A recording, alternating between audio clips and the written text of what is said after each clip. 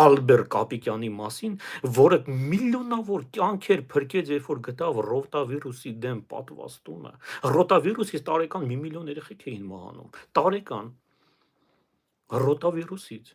Ալբեր Կապիկյանը գտավ, ինչու չես խոսում Վարազդատ Կազանջյանի մասին, օրինակ, պլաստիկ վիրաբուժության հիմնադիր։ Ինչու չես խոսում Ջոն Նաջարյանից, այս մարդը համարվում է բժշկական փոխպատվաստումների հիմնադիրը։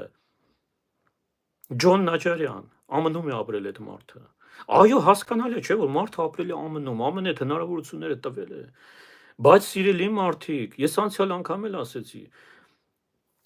չի կարելի ամեն ինչը դնել, ասենք, գիտես, այո, երկիրը տվեց հնարավորությունները։ Անգլիացիները հնարավորությունը տվեցին Ռոջեր Քոլինգվուդին, մարդը ստեղծեց ասթմայի դեմ առաջին դեղամիջոցը։ Դու պատկերացնում եք, քանի միլիոն մարդու կյանք է փրկել այս մարդը։ Ասթմայի դեմ այդ ինգալյատոր կոչվածը երբ որ ստեղծեց։